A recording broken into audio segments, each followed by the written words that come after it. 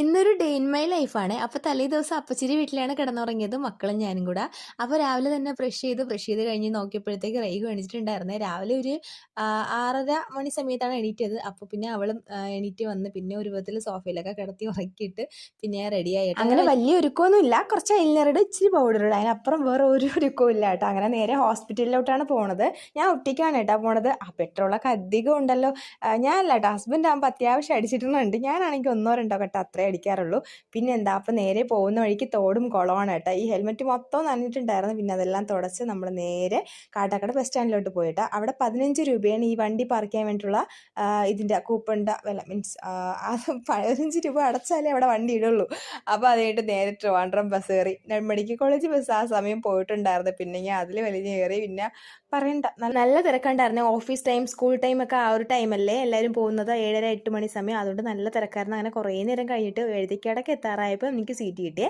അപ്പോൾ തൊട്ടടുത്ത് ശബരിമലയ്ക്ക് പോകുന്ന ഒരു അമ്മയായിരുന്നു കേട്ടോ. അമ്മയുടെ കൂടെ വേറെ 2 അമ്മമാരും കൂടി ഉണ്ട്. അങ്ങനെ കുറച്ച് നേരം സംസാരിച്ചുകൊണ്ടിരുന്ന് അങ്ങനെ നമ്മൾ തമ്പാനൂർ ബസ് സ്റ്റാൻഡ് എത്തി. അപ്പോൾ മെഡിക്കൽ കോളേജ് ബസ് ഈ ഒരു സൈഡിലാണ് കേട്ടോ ഇട്ടിരിക്കുന്ന. അവസാനം നമുക്ക് മെഡിക്കൽ കോളേജ് ബസ് കിട്ടി. അങ്ങനെ കയറിയിരുന്ന സ്ഥലം കിട്ടി. അറ്റമൊക്കെ കിട്ടുമ്പോണ്ടല്ലോ ഒരു ഭയങ്കര ഫീലാണ് കേട്ടോ.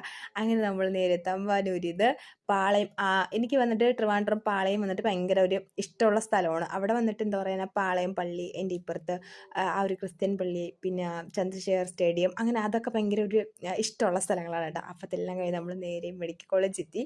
മെഡിക്കൽ കോളേജ് എത്തിയിട്ട് ഈ ഒരു സ്ഥലമൊക്കെ പിന്നെ പറഞ്ഞിട്ടുണ്ടല്ലോ, എന്ന് വെച്ചാൽ എന്താ പറയാനാ, കുറേ പേരുടെ കണ്ണീരും വിഷമവും ഒക്കെ ഉള്ള ഒരു സ്ഥലമാണല്ലേ ഈ ഒരു മെഡിക്കൽ കോളേജ് എന്ന് പറയുമ്പോൾ. എത്ര ആൾക്കാരല്ലേ ഇവിടെ കിടക്കുന്നത്, ഇരിക്കുന്നത്. നമ്മളധികം കുറേ പ്രാവശ്യം ഇവിടെ വന്നും കിടന്നിട്ടൊക്കെ ഉണ്ട്. അപ്പോൾ എന്തായാലും എനിക്ക് കാണിക്കാനുള്ള SAT-ലായിരുന്നു. അങ്ങനെ SAT-ൽ വന്ന് എനിക്ക് ബ്ലഡും യൂറിനും ചെക്ക് ചെയ്യണമായിരുന്നു കേട്ടോ. പിന്നെ അതിൻ്റെ കാര്യങ്ങളൊക്കെ കൊടുത്ത് ബില്ലൊക്കെ അടച്ച് പിന്നെ എന്തായാലും 2 അവർ കഴിയും എന്ന് പറഞ്ഞു റിസൾട്ട് കിട്ടെ. അപ്പോൾ എന്ത് ചെയ്തു, നേരെ ബ്രേക്ക്ഫാസ്റ്റ് കഴിക്കാൻ കയറിയിട്ട് അപ്പവും ചിക്കൻ കറിയാണ് കേട്ടോ വാങ്ങിച്ചത്. വേറെ നോൺ വെജ് ഒന്നും ഉണ്ടായിരുന്നില്ല. മീൻസ് കടലക്കറി അതൊന്നും ഉണ്ടായിരുന്നില്ല. പിന്നെ ഒരു കട്ടൻ ചായയും കുടിച്ചിട്ട് ഞാൻ പിന്നെയും നേരെ തിരിച്ച് ഹോസ്പിറ്റലിൽ വന്ന് കുറേ നേരം വെയിറ്റ് ചെയ്തപ്പോഴാണ് 2 മണിക്കൂർ ആയത് കേട്ടോ.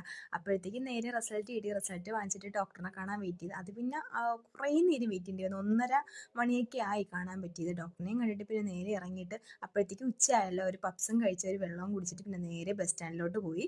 പിന്നെ അവിടെ പ്രൈവറ്റ് ബസ്സിലെ പാട്ടൊക്കെ കണ്ടിട്ട് വല്ലാത്ത സെറ്റാണ് കേട്ടോ. അടിപൊളിയായിട്ട് പ്രൈവറ്റ് ബസ്സിൽ കയറി നേരെ തമ്പാനൂർ. അവിടെ നിന്ന് നേരെ അടുത്ത ബസ്.